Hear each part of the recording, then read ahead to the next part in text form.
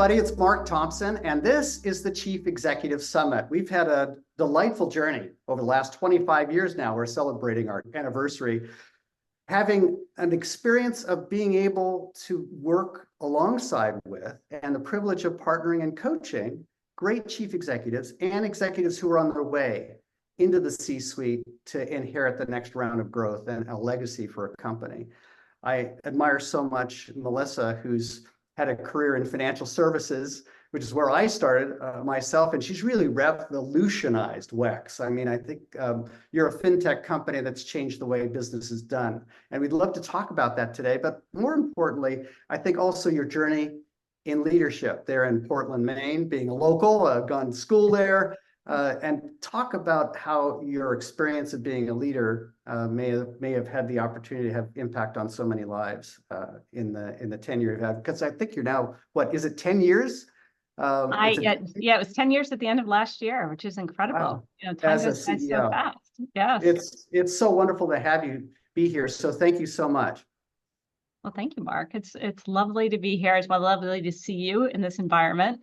And yeah, I think that from a leadership perspective, it has been so much fun. I love the people I work with. I work with amazing people. And I think one of the themes that for me pull through is this idea that I work in an environment where people can be themselves. You know, WEX has always been very strong on inclusivity. And what that's enabled me to do is bring together talent that have very different backgrounds and perspectives. And really, you know, when I think about leadership, when you're at your best, you've got all of the leaders working together. You know, you are in the kind of the middle of that, but instead of having one coming to you directly, they're working together as a team. So you go from this working from a bunch of people who are working as wonderful individuals to a team, and it's been a great journey. When you think about that journey, I mean, you were having to be both the wartime and the peacetime CEO, and you know, navigating it through the pandemic, doing the IPO, taking it public, and then really expanding the way the company's employee services and benefits, both internally for employees, but also thinking about how the world is treated that way. What has that journey been like for you in terms of what do you wish you knew at the beginning of it that you may have learned along the way?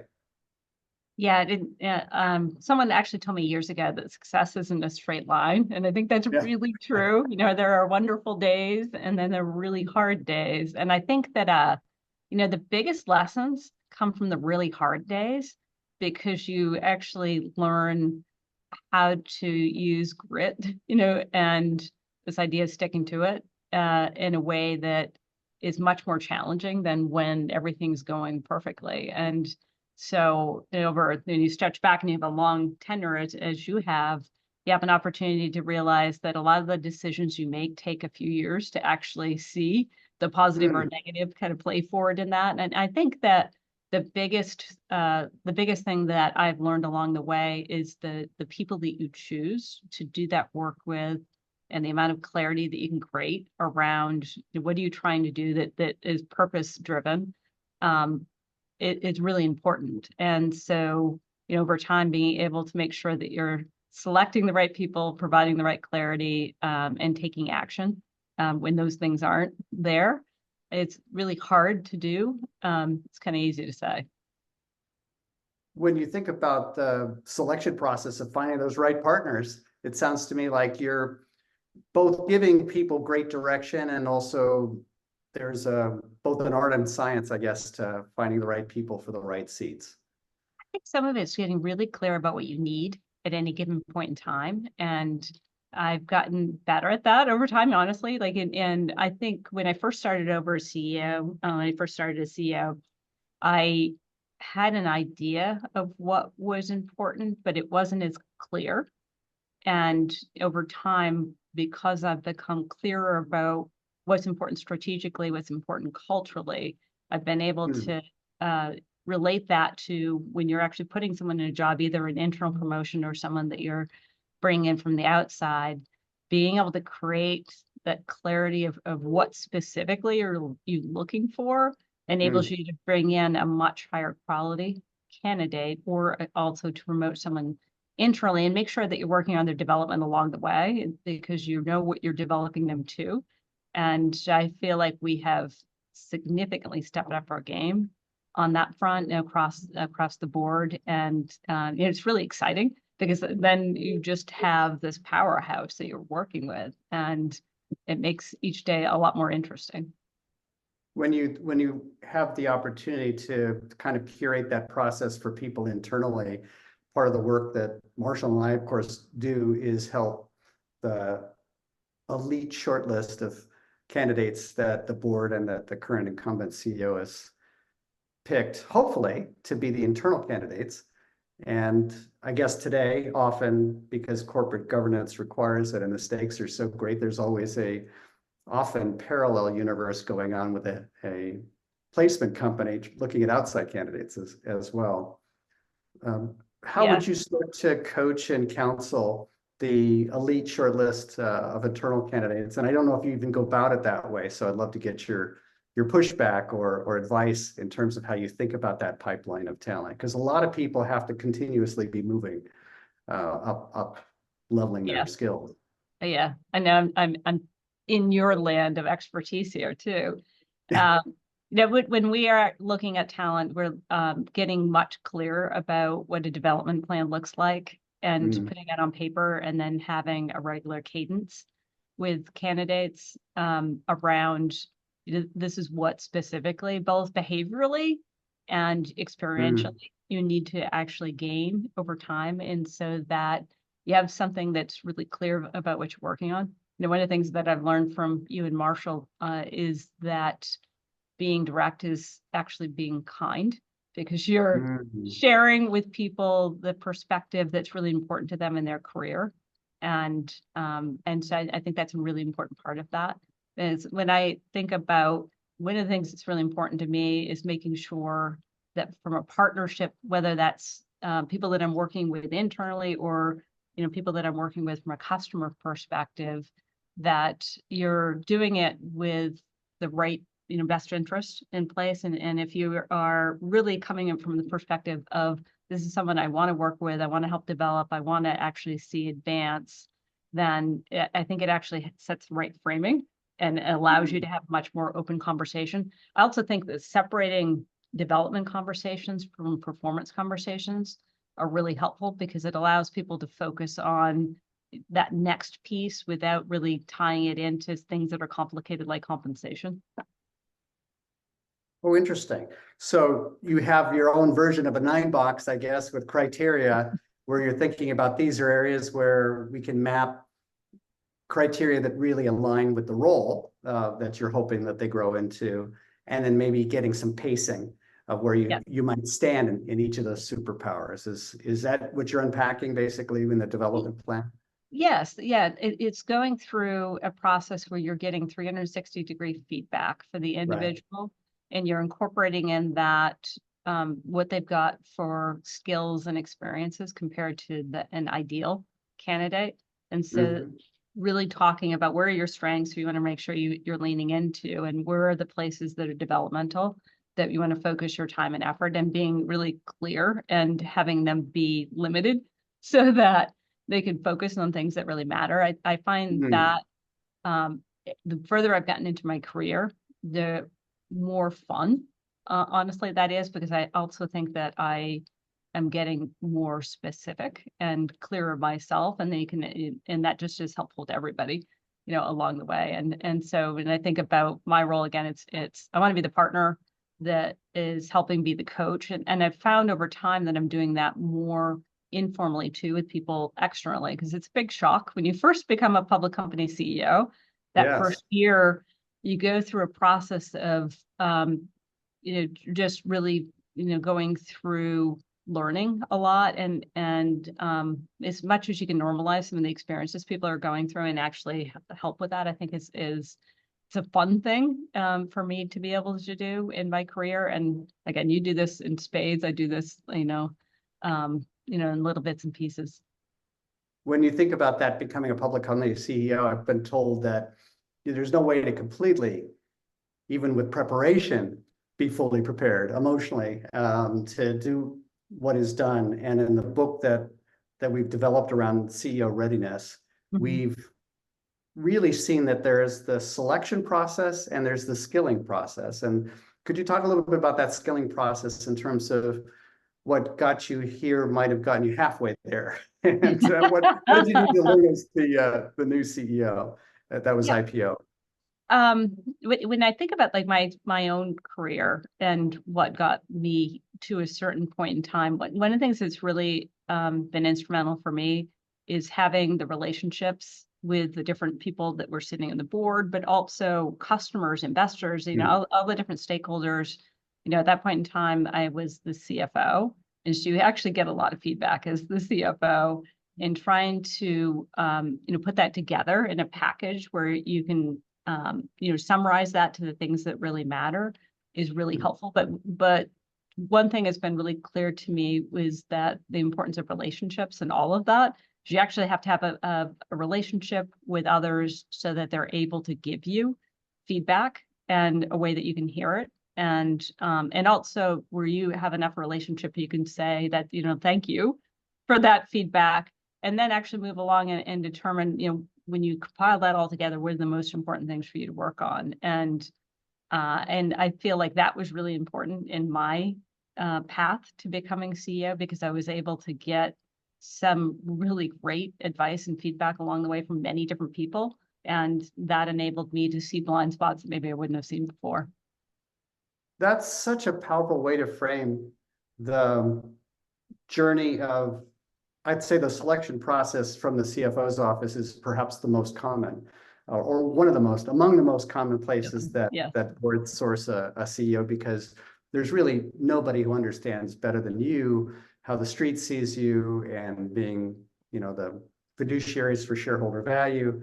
You get that whole Wall Street story, and the skilling side that usually ends up being a big part of that credentialing process is the relationships, both internally and externally, and also then across the company, and then also trying to build credibility, your credibility as CFO, with the capacity to really run a P&L or a business unit. How did you think about that, and how did that affect you in terms of going from CFO to CEO? Did your kind of board send you on a trajectory to evaluate that? Did you send yourself on that journey? You have to kind of think about running the business as opposed to accounting for it. Yes. Yeah. Well, I think actually, even when I was the CFO, I was really important to me to be a business partner to the company, because the numbers tell you a story. Yes. And if you're really good at that, you're actually teasing out what the story is, as opposed to, focusing so much on the past. It's, the past informs the future, and what do you tease out of that? And then, over time, I took on additional responsibility that gave me, I had operations and technology, and then eventually became president of the Americas component of the business, which is where I started to get much more P&L, opportunities. But even before that, I love people. So I had this opportunity to be out and meeting with customers, probably more than most CFOs do. And that was an important and fun part of the work that I did.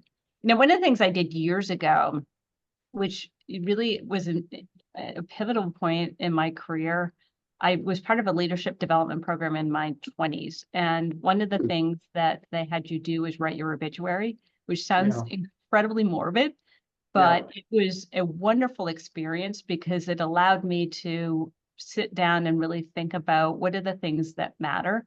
And I think that was that point in my life where I realized that the relationships you're going to have, both on your personal level, but also professionally, are a really important part of your career and your life, like, even more importantly.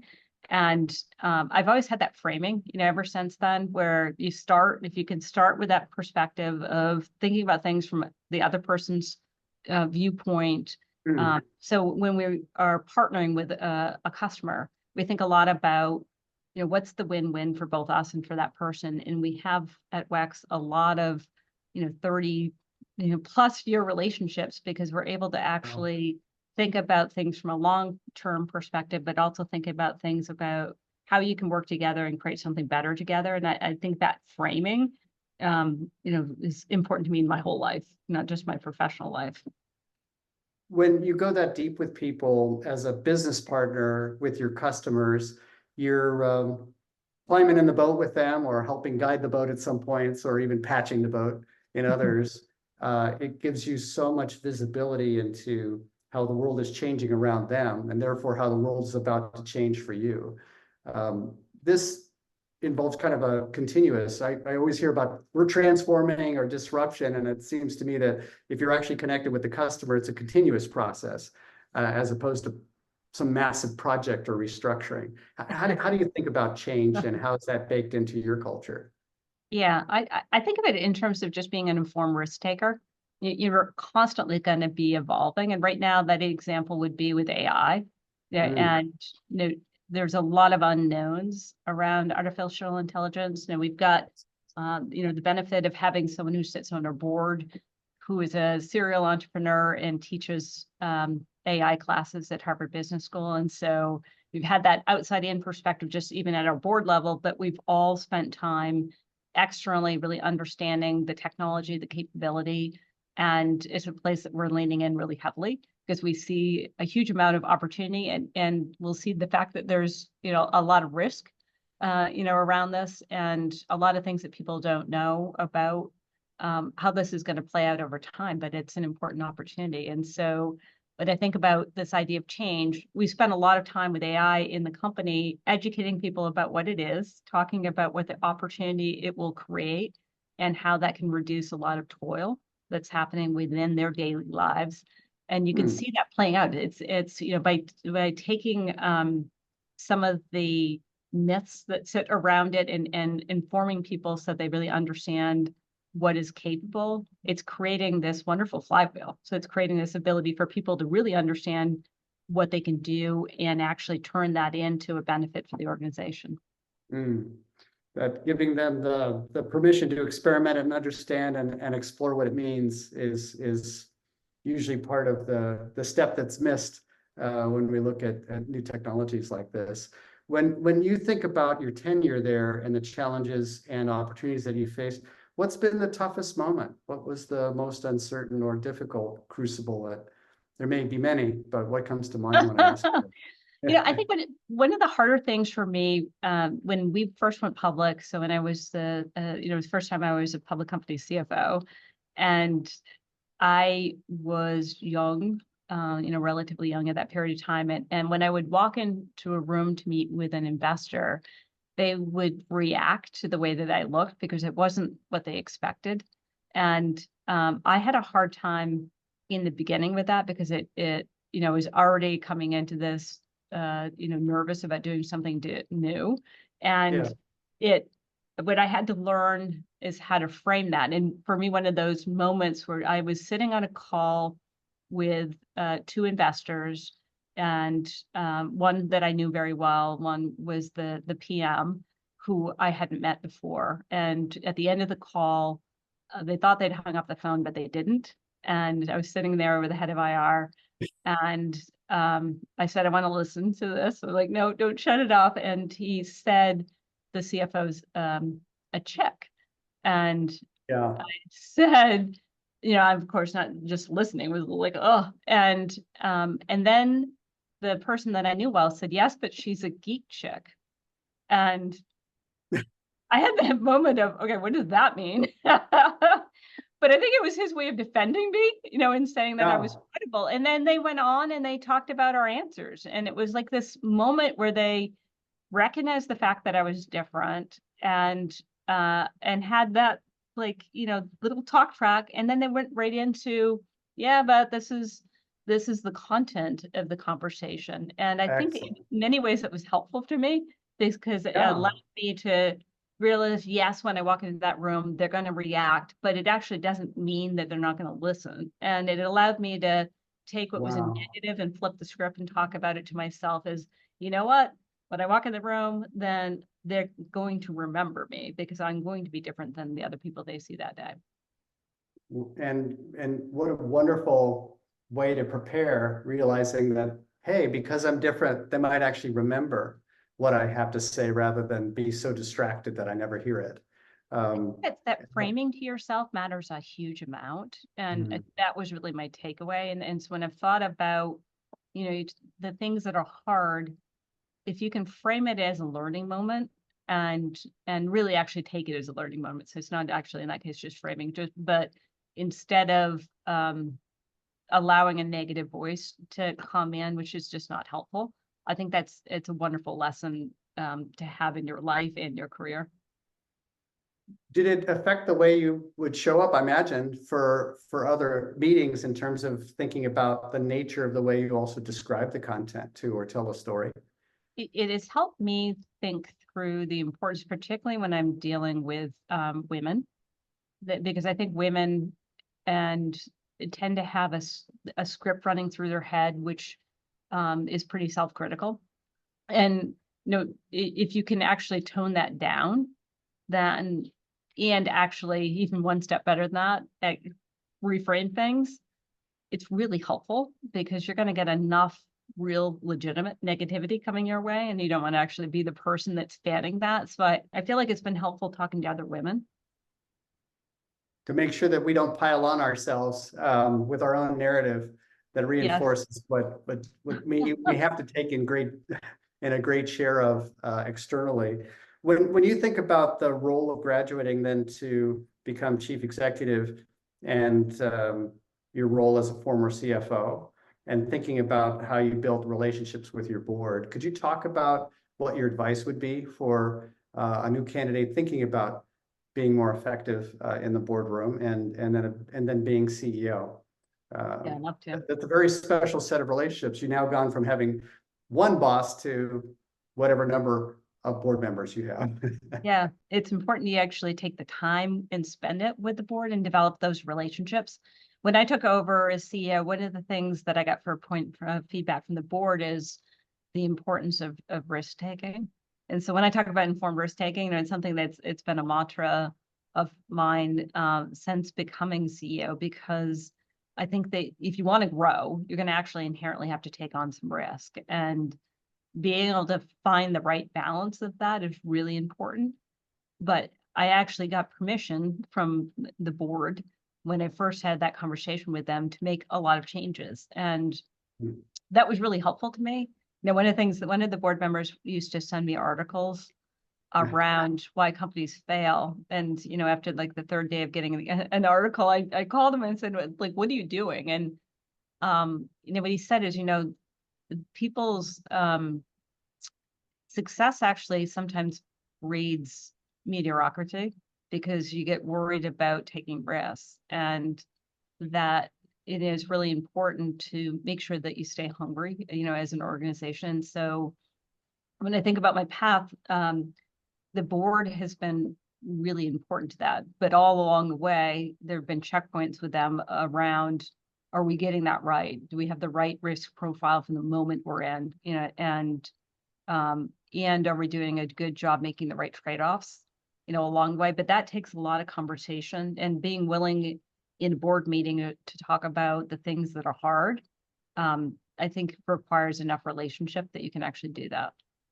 I would imagine there would have been crossroads or challenges where how you define risk could be all over the map. What would Yes. you say is the biggest risk you had to sell to your board? We've done a couple of really large acquisitions, and they've done really well. And at the point that you're thinking about doing something like that requires actually a lot of conversation, just Yeah. to make sure that you have alignment where something that's bigger in scale. And so when I think about those, there were big crossroads where we talked about, and also deals we haven't done, where we've had a conversation with them and said, listen, this is an opportunity, but this is why we think we should pass. And I'd love to hear your perspective on this. And in both of those cases, I think they've been really valuable conversations. Did you inherit this board and have you had to make changes over time that you orchestrated? Yeah, I had a great board. I love the board I inherited, and it has changed dramatically in that period of time. We've had a number of, just like you do everywhere else, we've had succession planning going on at the board level. and we brought on some amazing board members. So I feel very grateful for the fact I work with an amazing, diverse board, and all along, and it was one of the things I was, when I think about risk, I was worried that I could only make that worse. And I would feel like over time that special chemistry between the board and each other, board and management, has stayed intact. And I feel like they do a great job of challenging and recognizing and doing all the things you'd want a board to do.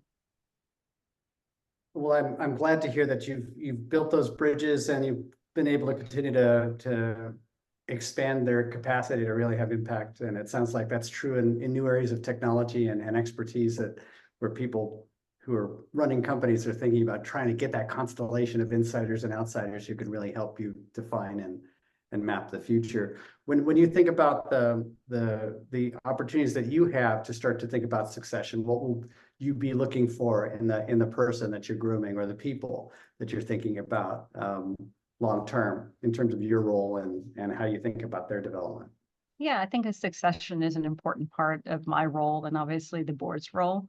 And so same process that I would go through about evaluating somebody who is we're looking at promotion capabilities, is making sure that we understand what success looks like for the future, and that we're focusing on people's development, not just experientially, but also around their behaviors. I would say same exact layout, and obviously involving a lot of board feedback in that process. And so again, I work with amazing people, and this part comes a little bit more organically, in many ways because of that.